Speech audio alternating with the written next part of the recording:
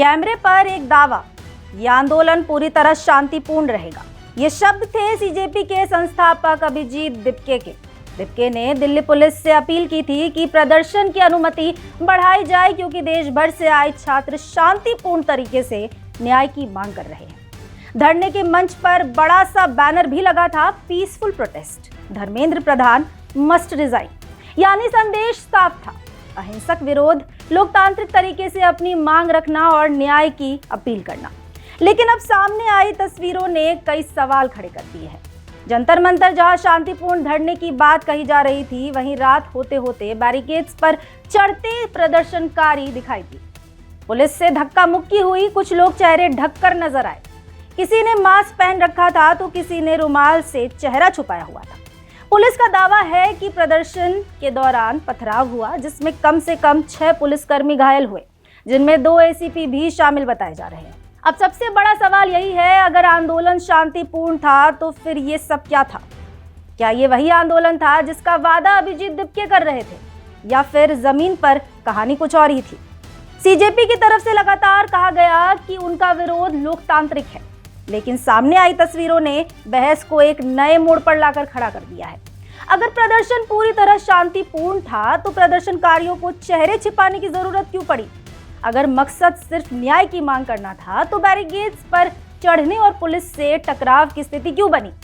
अगर आंदोलन अहिंसक था तो पुलिसकर्मी घायल कैसे हुए? ये ऐसे सवाल हैं जिनका जवाब सिर्फ शांतिपूर्ण आंदोलन कह देने से नहीं मिलता। लोकतंत्र में विरोध का अधिकार हर नागरिक को है। अपनी मांगों को लेकर सड़क पर उतरना भी लोकतांत्रिक प्रक्रिया का हिस्सा है। लेकिन सवाल ये है कि क्या विरोध का मतलब बैरिकेड तोड़ना है? क्या विरोध का मतलब पुलिस से भिड़ना है? क्या विरोध का मतलब कानून व्यवस्था को चुनौती देना है? यहीं से पूरी बहस बदल जाती है। एक तरफ अभिजीत दिपके का बयान है, हम सिर्फ न्याय की मांग कर रहे हैं, तो दूसरी तरफ जंतर मंतर की तस्वीरें हैं। तनाव, धक्का मुक्की, घायल पुलिसकर्मी और चेहरा ढककर मौजूद लोग। ऐसे में सवाल उठना लाजमी है कि क्या दोनों तस्वीरें एक ही आंदोलन की है? पुलिस का कहना है कि प्रदर्शन में कुछ असामाजिक तत्व घुस आए थे। अगर ऐसा था तो सवाल सीजेपी के नेतृत्व पर भी बनता है। क्या आयोजकों की जिम्मेदारी नहीं थी कि ऐसे लोगों को रोका जाए? क्या मंच से लगातार शांति बनाए रखने की अपील नहीं की गई? क्या हिंसा या उपद्रव करने वालों को अलग किया गया? क्योंकि जब कोई संगठन बड़ी संख्या में लोगों को सड़क पर बुलाता है तो भीड़ को नियंत्रित करने की जिम्मेदारी भी उसी नेतृत्व की होती है। सिर्फ शुरुआत में शांतिपूर्ण आंदोलन कह देना काफी नहीं होता, उस दावे को आखिर तक साबित करना भी पड़ता है। यही वजह है कि अब विवाद सिर्फ पुलिस और प्रदर्शनकारियों के बीच टकराव तक सीमित नहीं है, बल्कि सीजेपी की विश्वसनीयता पर भी सवाल खड़े करता है। मंच से दिया गया संदेश और जमीन पर दिखी तस्वीरों के बीच का अंतर अब इस पूरे आंदोलन की सबसे बड़ी चुनौती बन गया है। अगर यह मान भी लिया जाए कि भीड़ में कुछ बाहरी लोग शामिल हो गए थे, तो फिर सीजेपी को सबसे पहले उन्हीं लोगों के खिलाफ खुलकर सामने आना चाहिए था। हिंसा की निंदा करनी चाहिए थी और उपद्रवियों की पहचान से पुलिस का सहयोग करना चाहिए था। क्योंकि कोई भी आंदोलन तभी नैतिक ताकत हासिल करता है जब वह हिंसा से साफ दूरी बनाए रखता है। क्योंकि जब मंच पर शांति की बात हो और जमीन पर अराजकता दिखाई दे तो सवाल उठेंगे और उठने भी चाहिए। आज विवाद सिर्फ एक प्रदर्शन का नहीं, बल्कि भरोसे का सवाल बन चुका है। क्या जनता उस दावे पर विश्वास करे जिसके कुछ ही समय बाद तस्वीरें बिल्कुल अलग कहानी दिखाने लगी?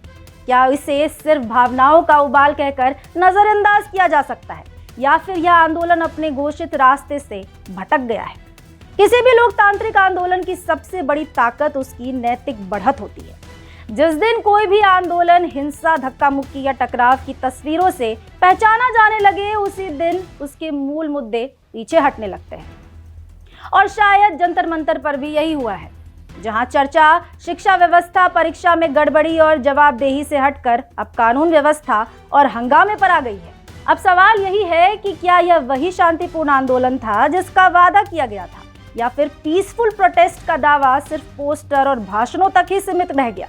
क्योंकि लोकतंत्र में किसी भी आंदोलन की असली ताकत उसके नारों से नहीं, बल्कि उसके व्यवहार से साबित होती है। और जंतर मंतर की तस्वीरों ने फिलहाल सीजेपी के शांतिपूर्ण आंदोलन वाले दावे पर बड़ा सवाल जरूर खड़ा कर दिया है। फिलहाल इस जानकारी में इतना ही। ऐसी तमाम खबरों के लिए देखते रहिए भारत एक्सप्रेस।